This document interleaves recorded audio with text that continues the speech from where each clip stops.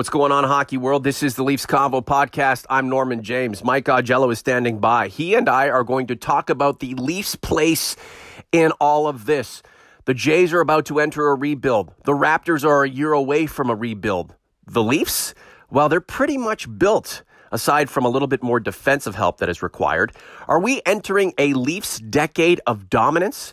Not just when it comes to wins and losses, but more? Mike and I will discuss it. Plus, we're playing Forgotten Leafs again. He's ready to go. I'm ready to go. You're ready to go. What do you say? Let's pod. The Leafs Convo starts right now.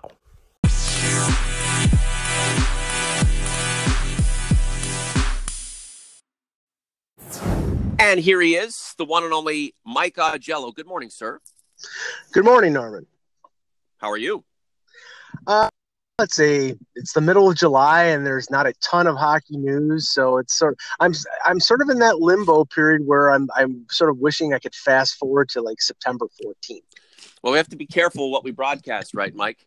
If it's not totally hockey related, the comment section is going to light up, and they're probably not going to like this, but reports indicate that you, Mike Augello from Cheektowaga, New York, were spotted on a Los Angeles tarmac coming out of a private jet with one Kawhi Leonard. Is this true? No comment.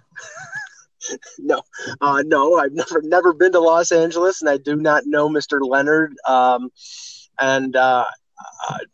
Separate from him, I think I would welcome a trade to Toronto, but I'm not sure if he is welcoming to it. But I have my thoughts on this deal, even though it's not hockey. But I do think there are some connections to the Raptors and the Leafs regarding this trade, because, and I wrote about it yesterday, that the deal that the Raptors made, DeMar DeRozan and other pieces for Kawhi Leonard, is an answer from Masai Ujiri to keep the Raptors relevant in the city of Toronto, because in the wake of the Tavares signing, and then with the momentum that the Leafs have had over the last 2 years since finishing last and drafting Matthews and all the progress that they've made, the Raptors and to a lesser extent the Blue Jays were, they were at the top of the heap, or they were at least on par with the Leafs when they were having their struggles, and the Blue Jays were in AL Championship Series. And the Raptors were in the playoffs.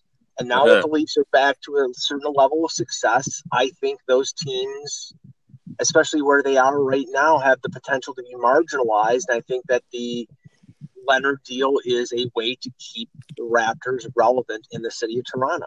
Well, it's a 1 year and done thing, Mike. The Raptors are on the cusp of a rebuild.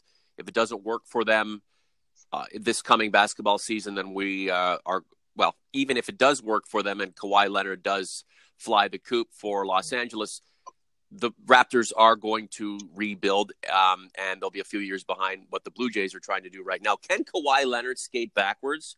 Because if so, Kyle Dubas might be able to rectify his defensive situation and have the next Zdeno Chara on the blue and white. And boy, Kawhi Leonard would be laying some people out. No, for real, though, it's all about a decade of dominance for the Maple Leafs ahead. We know they're the biggest fish in the pond anyway, the biggest team in hockey, the biggest sports franchise in the country. Half hockey fans hate them, half the hockey fans out there like them. So we knew they were going to be a major force anyhow. But this not only relates to their popularity or the angst that people generate towards them, but we're comparing what we're expecting in terms of wins and losses from the Leafs versus success on the field or on the court from, say, the Raptors and the Blue Jays and even Toronto FC. And the gap will be increased between these sports entities even greater, not only because of their stature on the pecking order, but because of the success they're producing within their particular realms. Yeah, and again, I think it's a matter of looking at the Maple Leafs and saying the team has been stuck in futility for over half a century now. If you just look at whether the team has won championships or not, and this is an opportunity for this team to really set itself apart where it matters, and that comes down to victories and overall success. Is this something that fans will consider and that fans will look into and fans will put any credence into, or is this just something for us media guys or podcasters to talk about in the dead of summer?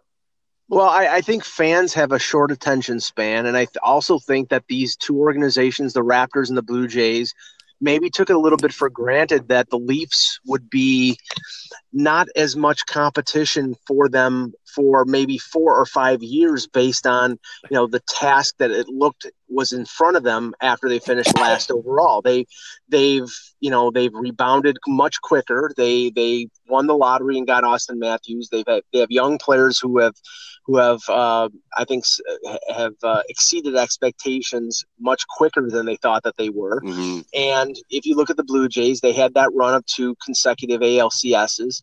And now, there's been a series of mistakes, either, letting Edwin Encarnacion leave via free agency, keeping Batista, keeping Donaldson. Now they're in the position of a rebuild, and they're going to trade off the excess pieces like J-Hap, and they're looking for, the Bo Bichettes and the Bigiots and the Vlad Guerrero Juniors as the future. But that future is 4 or 5 years away. I think they thought that they were gonna dominate the scene more because the Leafs were in that rebuilding situation. And the same thing for the Raptors. I mean, if the Leafs hadn't accelerated the rebuild as much as they did, I think that maybe they keep DeRozan, they keep Lowry, they keep the core because the core has been successful. They won almost 60 games last year.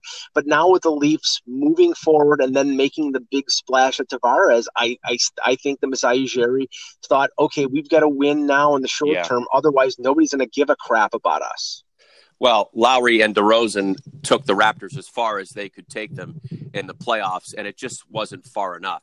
This is the Leafs Convo. I'm Norman James along with Mike Jello. What this comes down to, Mike, is the Maple Leafs not only setting themselves apart from their Toronto sports market contemporaries in terms of who's going to succeed and who's not going to succeed, but this is going to give a generation of young sports fans a chance to fall in love with the Maple Leafs and their contributors again. For so long, young hockey fans, kids growing up in schools, kids looking for sports idols, whether in the hockey world or within Canada, were falling in love with the Carey Prices, Ovechkins, the Sidney Crosbys, Connor McDavid, Pat Kane.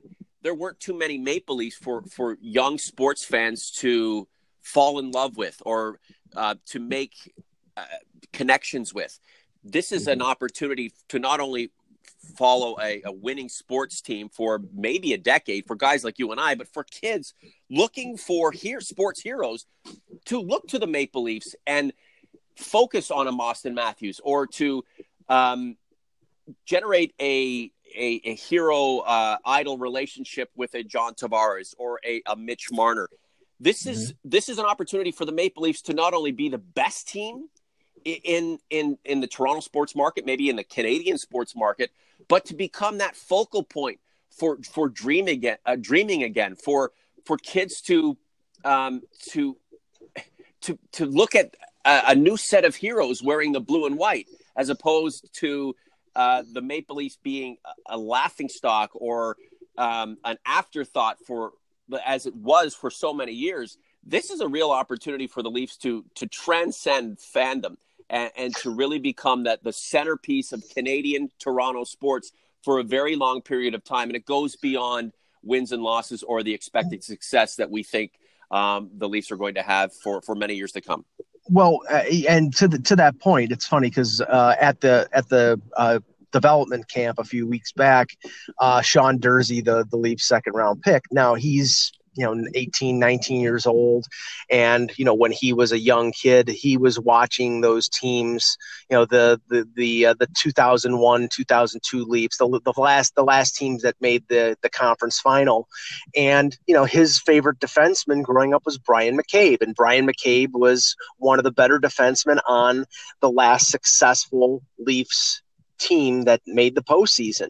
To your point, the young kids in the GTA, they're not going to be falling in love with Patrick Kane or Jonathan Taves or Johnny Gaudreau. It's going to be, John Tavares, Austin Matthews, Mitch Marner. It's going to inspire kids in the GTA to, follow the Leafs and to be fans of the Leafs. And that's not just good for the Leafs and not good for the city of Toronto. That's good for the NHL, because we know in the GTA is the breeding ground for, a ton of future NHL talent. Well, let's put it this way. Anytime someone spouts off about where the center of hockey is, where the capital of hockey is, where the most important region of hockey lies, and if it's ever the argument, they ever try to make the argument that it's outside of Toronto, it's easy to put away. Okay, the MVP of the Stanley Cup playoffs gets what, Mike? What do they get? The Conn Smythe Trophy. And what's on the Conn Smythe Trophy? Maple Leaf Gardens. The first ever hockey game broadcast on television was broadcast at Maple Leaf Gardens, and Foster Hewitt was the guy. Most hockey players in history who have ever gone to the NHL have come from what country? Canada. The biggest province in Canada is what? Ontario. The biggest city in the country and Ontario is, again, Toronto. Most of the hockey players who've ever played the game have come from Canada. They've come from Ontario. They've come from Toronto. And as we see today, even today, all these years later, the best of the best come from the Toronto area. And of course, the population distribution throughout Canada is disproportionate, obviously. But this nonsense about, the heartland is where the capital is. Montreal is where the capital is. No, Toronto is the capital of the game. And it's not even an argument. The Leafs have sucked for so long. And teams like Montreal had just pushed past them in overall value for 1 year. The Habs at their peak were just around the same level of coverage and importance as the Maple Leafs. Now that the Maple Leafs are not only good, but are able to set themselves apart from their local sports contemporaries to not only bring fans back, but cultivate new fans. This is an era of this could be an era of pure dominance for the Maple Leafs on the ice, at the ticket booth, when it comes to merchandising, when it comes to having new fans gravitate to their culture. And never, ever, Leaf fans, apologize for having a run of dominance, because you have been through the mud. You have stuck with this team through some terrible times.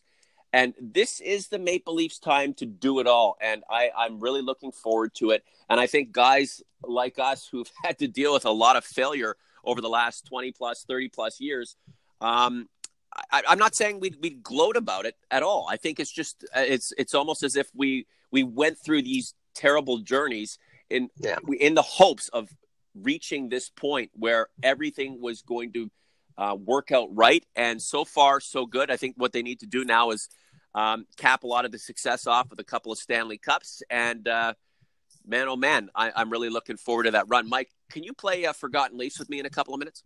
Sure.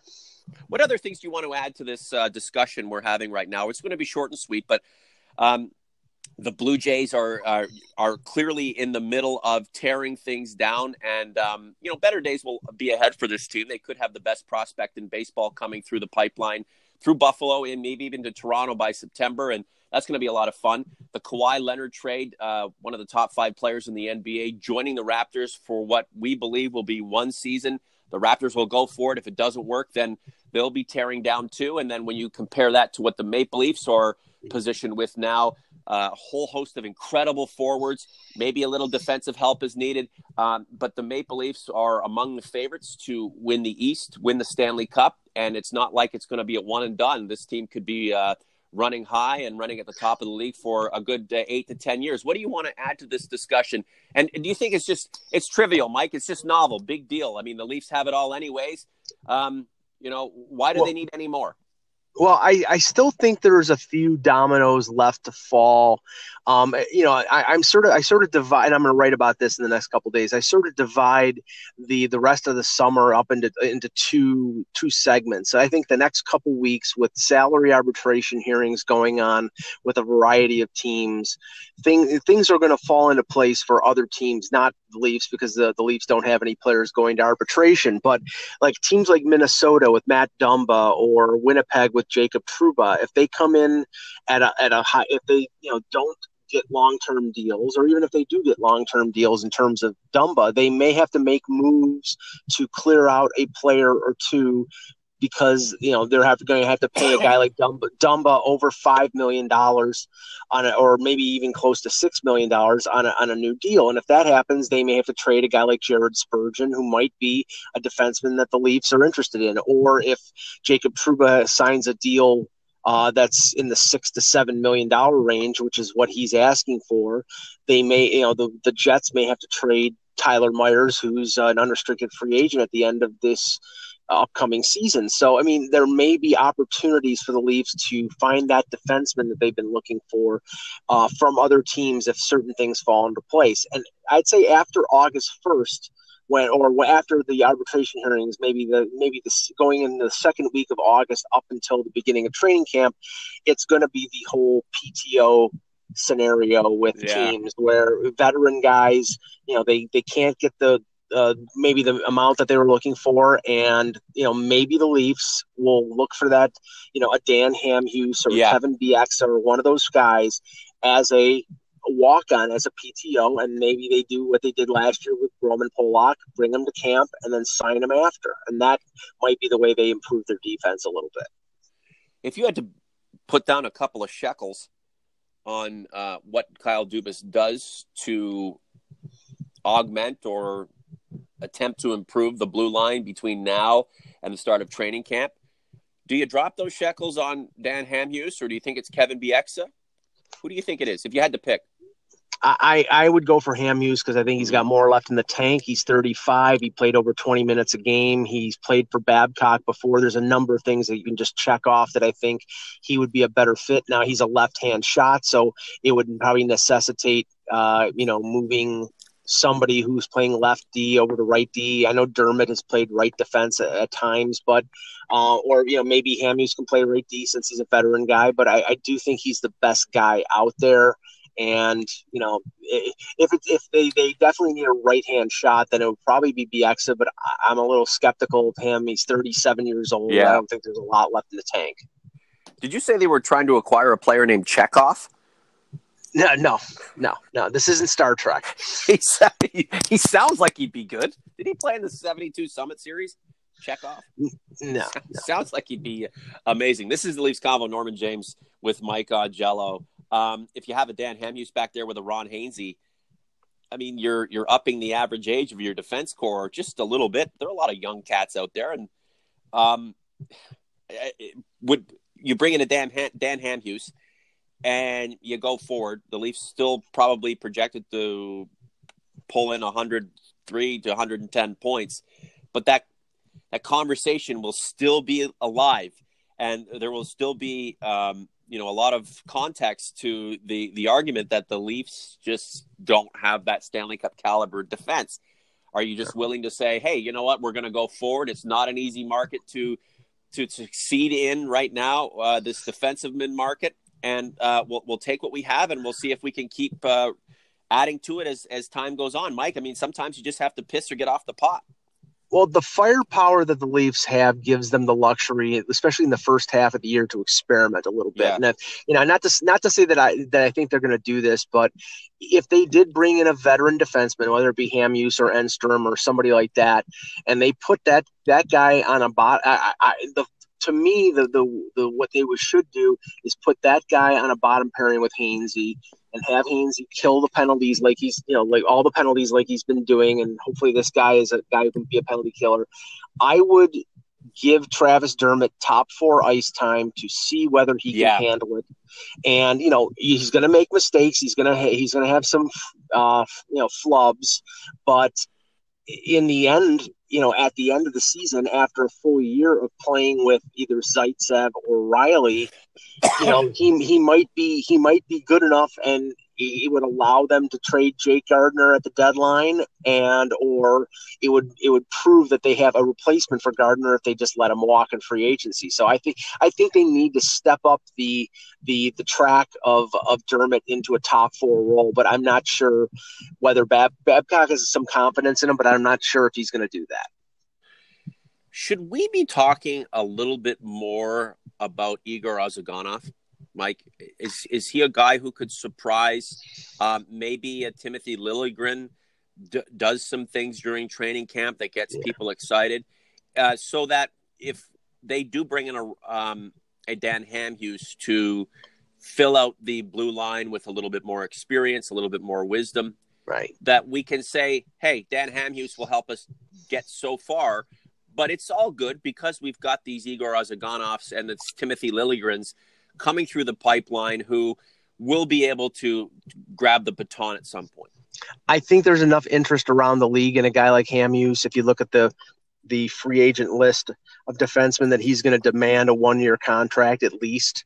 And if the Leafs were, basically holding an open competition for spots on their blue line, giving Calle Rosen and Borgman and Ozhiganov and Liljegren an opportunity to make the team, they probably want that veteran guy on a PTO so they can say, okay, we're going to go with the young guy instead. But that's the thing. I don't think I think Liljegren made progress last year, and I think he's one of the top prospects in the organization.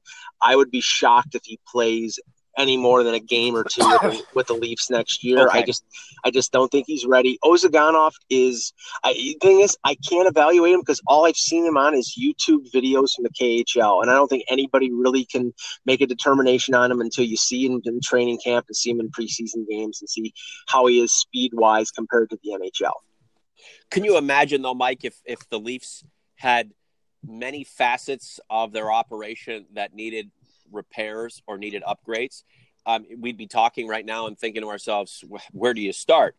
They have the most dynamic, lethal, brutal, seething, hungry group of forwards in the NHL. They have a goaltender who could be a Vezina trophy candidate in the years to come. Terrific head coach, terrific general manager, amazing fan base, lots of money, positioned well to dominate the sports landscape for the extended foreseeable future. This team is in great position after a few alterations to the defensive unit. Boy, oh boy, we've waited a long time for this, Mike. Let's get into some forgotten Leafs. You okay? You ready to go? Sounds good. All right. I played for the Leafs in the 05-06 season, technically. I'm a center, scored 11 goals, 11 assists, 22 points total. 43 PIMs, got hurt, never played for the Maple Leafs again. So he essentially played in 2005. He scored career-wise over 100 more points than he played games. Who is he? Would that be Eric Lindros? Congratulations, Mike. Yeah. You have got the first question of Forgotten Leafs right. Eric Lindros. It's a funny thing. He is a forgotten Leaf. We tend to forget guys like Eric Lindros played for the Maple Leafs. It was a lifelong dream for him. And remember, during his last days in Philadelphia, the whole Bobby Clark madness, early 2000s, he wanted to play for the Maple Leafs. I remember John Gallagher on City TV in Toronto reporting that, it was a done deal that he was going to be with the Maple Leafs, and it just never worked out. And clearly Bobby Clark and Pat Quinn weren't big friends of each other. Quick comment on Eric before we continue. Well, if I had $1 for every time Howard Berger had reported on the Fan that there was a deal in place or a deal close for Lindros, I'd be a millionaire now. I continue to remember it was like, Nick Andropov, Thomas Caberlet, a first-round pick. It never, I don't know how close it came. He definitely, but imagine Lindros in his prime before the concussions playing with the Leafs. And the effect he would have had as compared to the broken down Lindros who had been concussed. Really, it was sort of anticlimactic to have him in a Leafs uniform after the lockout year.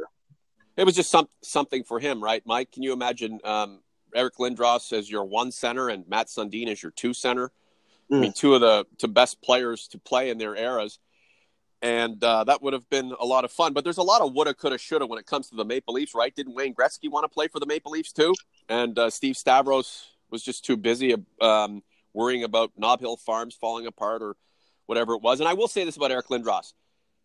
Pound for pound, okay? Pound for pound. I'm not talking about what kind of stats he put up over a season, over a game, but pound for pound, at his 100% peak, I'm not sure there was a more dominant hockey player. Just as a one-off, pound for pound. He was big. You ever see him dummy Joe Thornton? You ever see the video of him just – I think he broke Joe Thornton's jaw. The guy could kick your ass, put you on your back, go top shelf, skate like the wind, unbelievable hands. I mean, he had a 2-cent head, many people thought, and he had those nasty hockey parents. But pound for pound, Mike, I mean, he is the NHL player of wax, don't you think? Yeah, I mean, he had the ability to be an enforcer who scored 100 points. I think actually that it's funny, the biggest fan of Eric Lindros during his prime had to be Chris Gratton, because Chris Gratton made millions of dollars because he faced up against Lindros in the playoffs. And because Chris Gratton was a big physical player who stood up to him, he got chances with Buffalo and Tampa and Phoenix and and even Philadelphia, because he was able to match up against Lindros. He made millions of bucks because he was able to be that sort of counter to him. He was never as good, but he was able to stand up to him. And there were very few centers in the league that could stand up to Eric Lindros. There are a lot of guys who wanted to punch Lindros in the face just for everything he stood for, because he was just so much better than them, right? You have a lot of these guys in their late 40s now who played hockey in the GTHL or wherever and saw Lindros, and they all had, small dick syndrome when they looked at Eric Lindros. Because, but again, though, they just felt inferior to the guy. And remember, a lot of people, when they feel inferior to somebody, want that person that they feel inferior to fail. And they hate his guts. So people will, when we're talking about this, and I'm sure in the comment section or wherever, somebody's going to point out that Scott Stevens just dummied the guy. And Scott Stevens, in his own right, was one of the nastiest players to ever play the game. I think prior to Kitchener. But at the end of the day, those people generally are losers because they just can't stand the fact that somebody was so dominant and so amazing and so assured of himself. It's the same with the Sidney Crosby thing. People who say Sidney Crosby sucks or he's a baby or a whiner are unintelligent, or they're just too jacked up on angst and hate. And, a lot of these people you're just a waste of time. Sidney Crosby is a throwback player, one of the greatest players to ever play the game. The guy's been concussed. He's been out of action for almost 2 full seasons. And look how many damn points he's produced. Look how good he is. You may hate his guts, but give the guy his credit. Give him his due. And that's the same for Eric Lindros. The guy was a complicated dude. He didn't want to go to Quebec. Who would have wanted to go to Quebec City back in those days? And you know what? He was an unbelievable player who just didn't get a chance to fully shine. And thanks to Scott Stevens for that. But as a player in that moment, pound for pound, I think Eric Lindros is the hockey player of wax. If you had to design a player, he would be it. Final question for Forgotten Leafs. Goaltender. Played for the Leafs in the 91, 92, 92, 93 seasons. In 92, he was 13-9-4 before being dealt to your friendly neighborhood Buffalo Sabres. Who is he? Goaltender. That would be Grant Fuhr. He was traded Darren Pupa came the other way in the Andrechuk deal. And that's when Felix Potvin essentially anointed himself as goaltender of the Maple Leafs, and we know what happened 92, 93, and 93, 94. That was a lot of fun. Interesting about Grant Fuhr, just looking at his stats on Hockey DB, he never had a save percentage over 900 with the Edmonton Oilers. I mean, he was a hero, winning all those Stanley Cups with a team that with the most offensive juggernaut in the history of hockey, and clearly that was an offensive era. I mean, the goaltenders were wearing catcher's pads, and their sticks were thin, and they're barely any equipment, and the nets were the same size as they are today, pretty much. Grant Fuhr he had the mask and he had the flair and the panache, and he was the goaltender for the best team on the planet. But you look at his stats, and they weren't all that impressive. I mean, I don't think he had a goals against average under 3, and most of them were mid 3s. It's a testament to the era, and it really, his stature and his mystique and the image he created for himself were about just making that big save or the diving or the big pad saves, and they really weren't about the stats he compiled, because when you compare them historically, they weren't all that impressive. Yeah, I mean, I've heard ex-teammates of him say, it wasn't that he made every save. It was he made the right save at the right time, and that was, that worked for that team. I mean, they were playing games that were 7-6 and 6-5. Yeah, and when you have Messier and Curry and Anderson and Gretzky and everybody else, if you've got a Maserati, you want to hit the pedal and go 200 miles an hour, and that's what they did. The goaltender was an afterthought, but he, when they tightened up in the playoffs, and when he was called upon, he was a dependable goaltender. I didn't personally like the trade that the Leafs made to get him and Glenn Anderson from Edmonton. That was Fletcher's first big deal after taking over as general manager in Toronto, but he ended up parlaying Fuhr into Andrechuk and Pupa, which I think were, the key acquisitions, especially Andrechuk, were the key acquisitions to getting to 2 conference finals in 93 and 94. So in the end, it turned out to be a good deal for the Leafs. Did you ever play road hockey, Mike? Of course. Did you ever play net? Like, which goaltender were you? Were you Fuhr, or who were you when you were Don Beaupre? Who were you? The funny thing is, it's like I always played goal, and I never wore a mask because I was always a fan of the old time goalies. So I was always Terry Sawchuk. That was my favorite. I'd always, like, every time I make a save, and there were few because I'd never played goaltender. But when I did, I'd always make a comment. I'd be like, Jarmo Mielis, Don Beaupre, Don Edwards. Yuri Sierra. Yeah, I always reference the most obscure goaltender I could, and then make guys want to pepper me more. We got to get out of here, Michael. It's been a lot of fun. Thanks, Norman.